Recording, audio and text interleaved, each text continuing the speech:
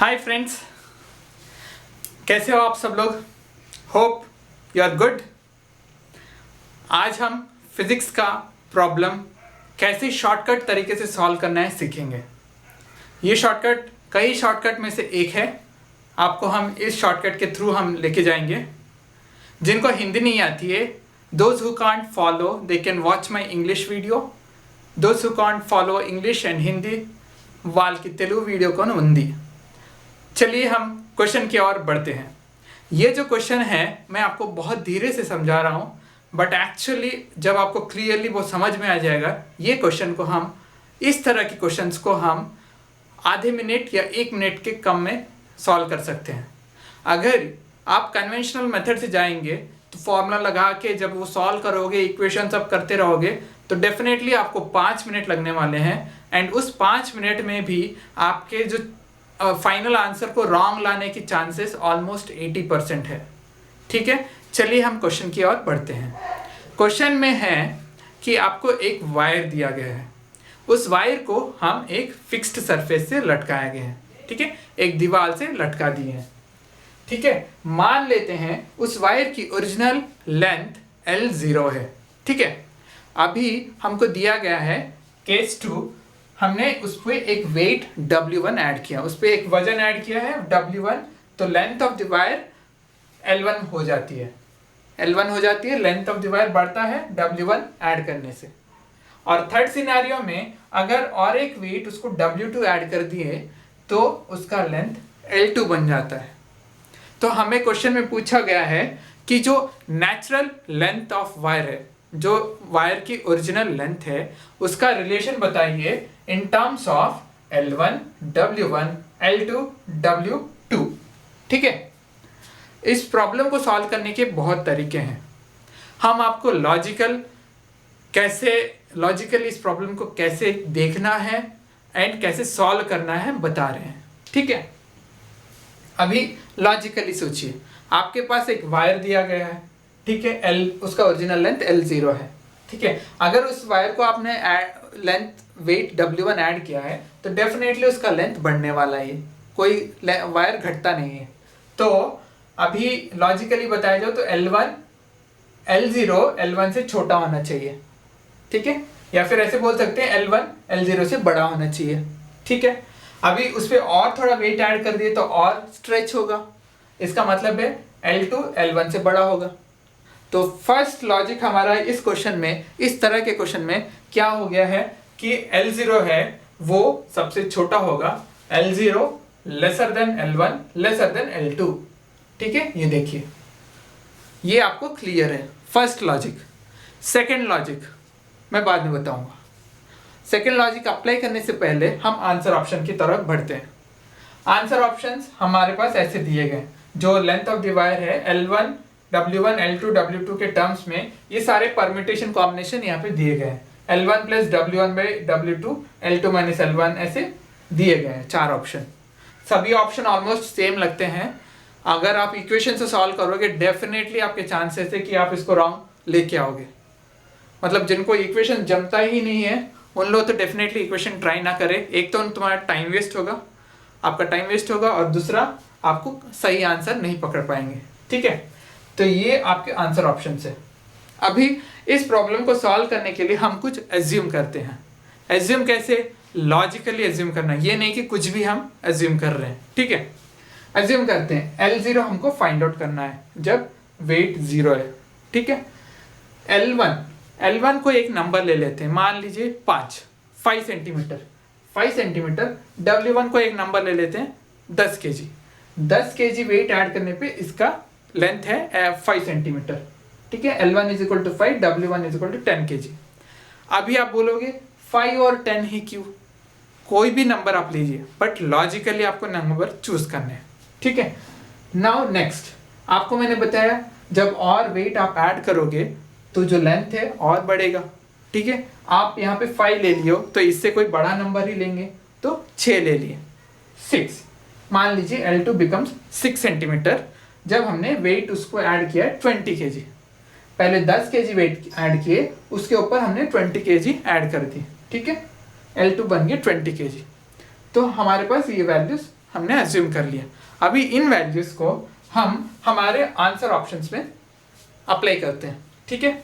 L1 5, W1 10 kg, L2 6 centimetre, W2 20 kg।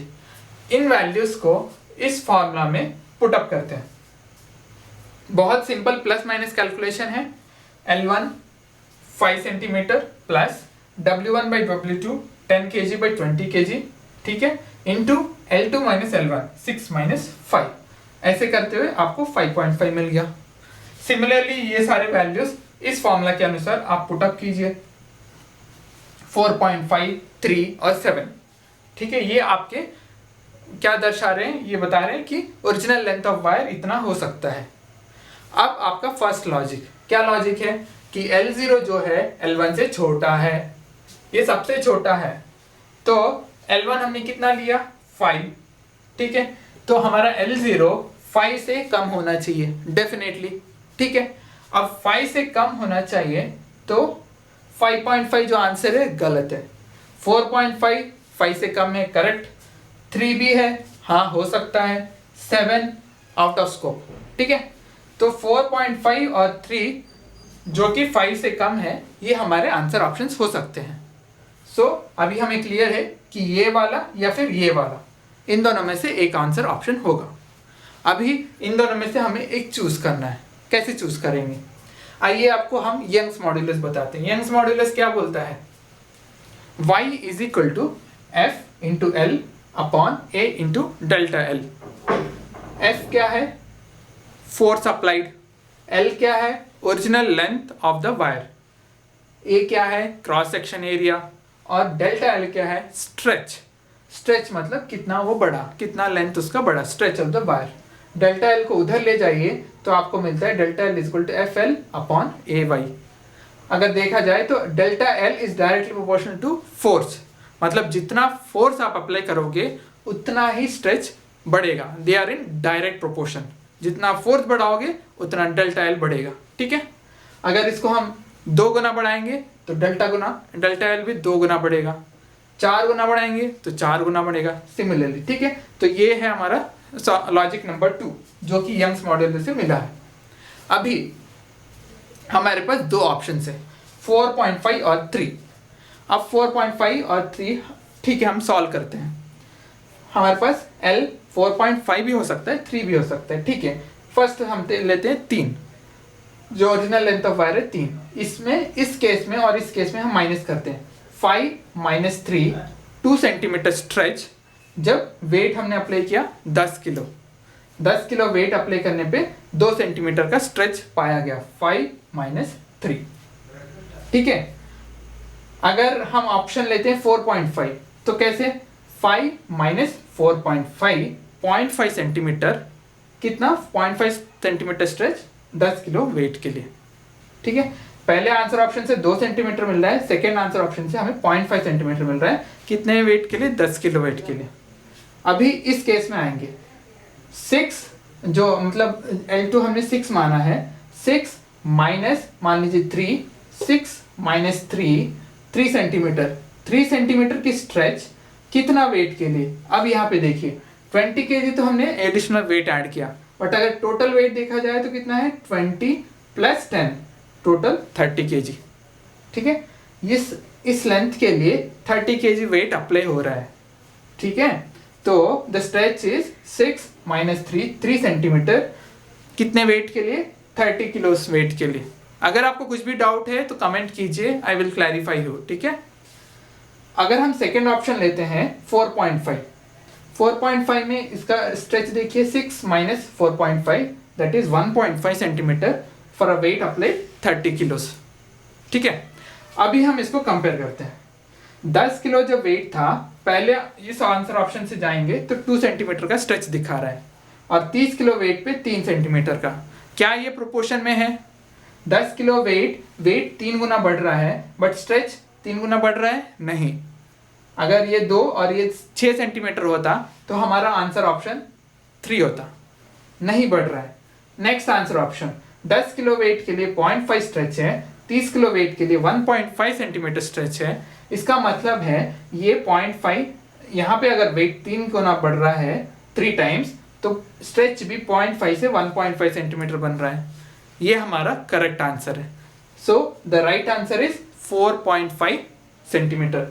ठीक है, 4.5 किस में आ रहा है? आंसर नंबर 2 में।